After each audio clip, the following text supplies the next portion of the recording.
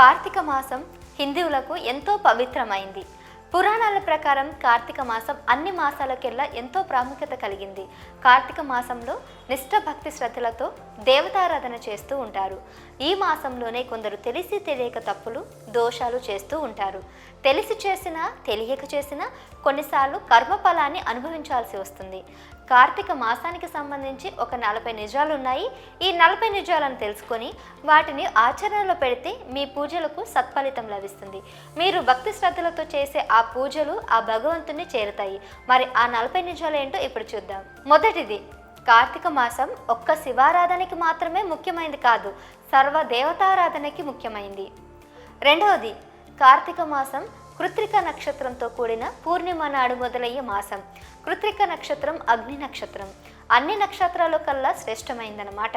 ఈ మాసంలో ఏ ఆరాధన చేసినా అది మహాయజ్ఞం అవుతుంది. మూడవది, ఒక్క కార్తీక మాసం మొత్తం సమర్థవంతంగా దైవారాధన చేసుకోగలిగితే సంవత్సరం అంతా సర్వదేవతలను పూజించిన పుణ్యం లభిస్తుంది. నాలుగవది, హరిహరాదులకు ప్రీతిపాత్రమైన కార్తీక మాసంలో పాడ్యమి, చవతి, పౌర్ణమి, చతుర్దశి, ఏకాదశి, ద్వాదశి తిథుల్లో శివపార్వతుల అనుగ్రహం కోసం మహిళలు పూజలు చేస్తుంటారు. ఐదవది, కలియుగంలో ప్రజలు క్షణికమైన సుఖభోగాల కోసం పరితపిస్తూ ఎన్నో తప్పులు చేస్తున్నారు. అట్టివారు కార్తీక మాస వ్రతం ఆచరించడం వల్ల సకల పాపాలు హరింపబడి మరుజన్మ లేక పరంధామం పొందగలరు. ఆరవది, కార్తీక మాసంలో వచ్చే సోమవారాలు చవితి, ఏకాదశి, ద్వాదశి, పౌర్ణమి అత్యంత పుణ్యప్రధానమైనవి. నెలంతా సాధ్యపడని భక్తుల కోసం కనీసం ఆయా రోజుల్లో దైవారాధన చేసుకోగలగాలి. ఏడవది, కార్తీక మాసంలో పవిత్ర పుణ్యనది స్నానం ఆచరించి ఉపవాస దీక్షలు చేస్తూ రుద్రాభిషేకాలు, 1,00,000 బిల్వార్చనలు, 1,00,000 కుంకుమార్చనలు, లలిత విష్ణు సహస్రనామ పారాయణాలు, ఉభయ సంధ్యలలో దీపారాధన చేసే వారికి విశేష పుణ్యఫలం లభిస్తుంది. ఎనిమిదవది, కొందరు భక్తులు ఈ కార్తీక మాసం అంతా పుణ్య నదీ స్నానం ఆచరిస్తూ ప్రతినిత్యం హరిహరదులను పూజిస్తూ పగలు పాలు పండ్లు మాత్రమే స్వీకరించి సాయంత్రం భక్తితో కార్తీక దీపారాధనలు పూజలు చేసి నివేదించిన అన్నాన్ని భుజిస్తూ ఉంటారు. తొమ్మిదవది, కార్తీక మాసంలో అత్యంత విశేషమైనది ద్వాదశి. ఈరోజు 33 దేవతలతో శ్రీ మహాలక్ష్మి సమేతుడైన తులసి ధాత్రివనంలో ఉంటాడని చెప్తారు. ద్వాదశి నాడు మహిళలు తమ మాంగళ్య బలం కోసం తులసి కోట దగ్గర విశేష పూజలు చేస్తారు. 10వది, ఇక కార్తీక మాసం దానాలకి ప్రసిద్ధి. ఈ మాసంలో దీపాదానం, సాలగ్రామ దానం, అన్నదానం, శాఖపాక దానం, గోదానం, వస్త్రదానం, పుస్తక దానం, సహ్యదానం చేస్తే అక్షయమైన ఫలితాన్నిస్తాయి.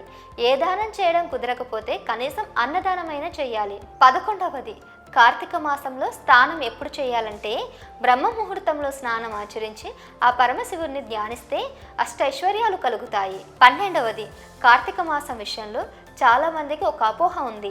రోజు తలస్నానం చెయ్యాలేమో అనుకుని ఆరోగ్యాన్ని చెడగొట్టుకుంటూ ఉంటారు. నెలంతా పవిత్రంగా ఉంటున్న కారణంగా రోజు చేయాల్సిన అవసరం లేదు అని పండితులు అంటున్నారు. 13వది, కార్తీక మాసంలో దీపానికి విశిష్టత ఉంది. ఖచ్చితంగా కార్తీక మాసంలో దీపారాధన చేయాలి అంటారు. 14వది, శివయ్యను ఎలా పూజించాలి? శివయ్యకు రాజోపచారాలు నైవేద్యాలతో పనిలేదు.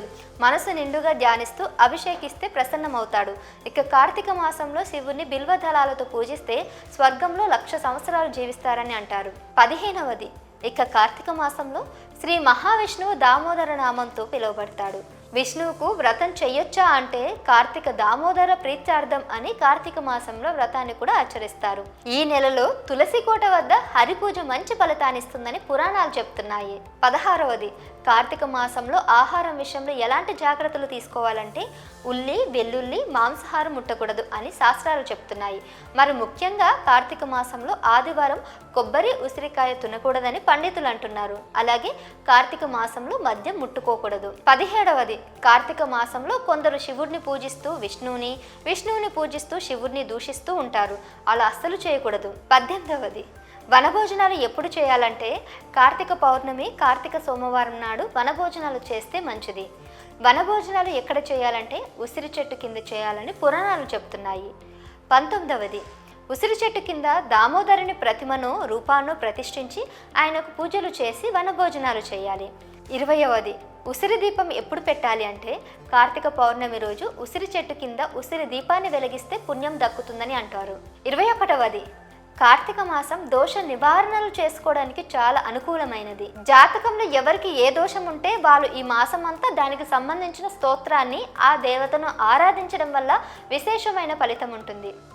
22వది కుజదోషం ఉన్న వాళ్ళు, వివాహం ఆలస్యం అవుతున్న వాళ్ళు కార్తీక మాసం అంతా సుబ్రహ్మణ్య స్తోత్రం చదవాలి. 23వది ఎప్పుడు ఏదో ఒక అనారోగ్యంతో బాధపడే వాళ్ళు వైద్యనాథ్ స్తోత్రం, ఆదిత్య హృదయం పఠించాలి. 24వది వ్యాపారంలో నష్టాలు, కుటుంబ కలహాలు, అప్పులు, కోర్టు కేసులు, అపనిందలు, రాహుగ్రహ దోషాలు ఉన్నవారు మంగళ చండిక స్తోత్రం చదవాలి. 25వది మంత్ర సాధన చేస్తున్న వాళ్ళు, కొత్తగా దీక్ష తీసుకొని ఉపాసన చేస్తున్న వాళ్ళు, చర్మ వ్యాధులు, అధిక రక్తపోటు, మధుమేహ వ్యాధి ఉన్నవారు కార్తీక మాసం మొత్తం మానసదేవి స్తోత్రం చదివితే ప్రయోజనం ఉంటుంది. 26వది నేత్ర వ్యాధులు, ఎంత కష్టపడ్డా ఎదుగుదల గుర్తింపు లేని వారు గరుడ ప్రయోగ మంత్రం చదవాలి.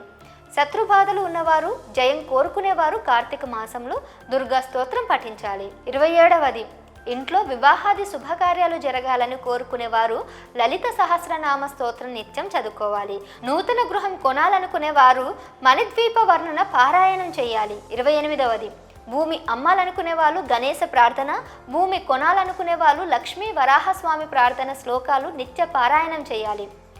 29వది ఉద్యోగం కోరుకునే నిరుద్యోగులు, ఉద్యోగంలో ప్రమోషన్ కోరుకునే వాళ్ళు కనకధార స్తోత్రం పారాయణం చేయాలి. 30వది రాజకీయ నాయకులు, పోలీస్ శాఖ వాళ్ళు, క్రీడారంగం వాళ్ళు కార్తీక మాసం అంతా వారాహి కవచం పాటించడమే మంచిది.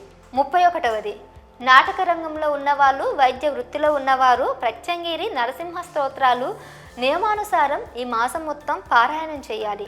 విద్యార్థులు చదువులో విజయం సాధించడం కోసం సరస్వతి, హయగ్రీవ, వినాయక స్తోత్రాలు చదవాలి. 32వది అపజయాల భయాలను తగ్గించి కార్యసిద్ధి చేకూరడానికి కార్తీక మాసం అంతా హనుమాన్ చాలీస పారాయణం చేయాలి.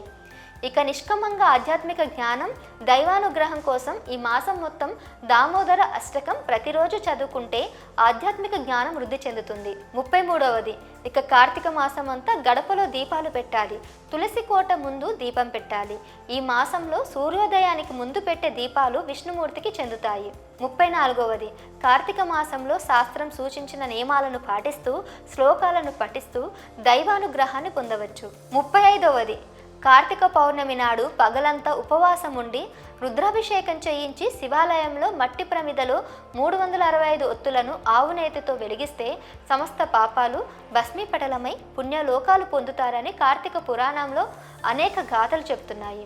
36వది కార్తీక శుద్ధ ద్వాదశి రోజు క్షీరాబ్ది ద్వాదశి పేరిట తులసి చెట్టు, ఉసిరిక చెట్టును లక్ష్మీనారాయణులుగా భావించి కళ్యాణం చేస్తే మంచిది. 37వది కార్తీక మాసంలో విశేషంగా ఆచరించే వనభోజనాల సాంప్రదాయం ఈనాటిది కాదు. ఎవరైతే కార్తీక మాసంలో వనభోజనం చేస్తారో వారికి ఉత్తమ గతులు కలుగుతాయని శాస్త్రవచనం. 38వది పరమ పవిత్రమైన కార్తీక మాసంలో తామసం కలిగించే ఉల్లి, వెల్లుల్లి, మద్యం, మాంసం జోలికి పోరాదు. ఎవరికి ద్రోహం చేయరాదు. పాపపు ఆలోచనలు చేయకూడదు. దైవదూషణ తగదు. 39వది కార్తీక మాసంలో గంగా, యమున, గోదావరి, కృష్ణ, కావేరి వంటి పుణ్యనదుల్లో స్నానం లేదా సముద్ర స్నానం వంటివి ఆచరించాలి. 40వది కార్తీక మాసంలో చేసిన దానాలు ఎంతో ప్రాముఖ్యమైనవి. ముఖ్యంగా అన్నదానం, వస్త్రదానం, దీపదానం చేయడం వల్ల పుణ్య ఫలితం అధికంగా లభిస్తుంది. ఈ మాసంలో గోదానం, గాజుల పంపిణీ చేయడం, బ్రాహ్మణులకు దానం చేయడం విశేష పుణ్యాన్ని ఇస్తుందని పురాణాలు తెలుపుతున్నాయి.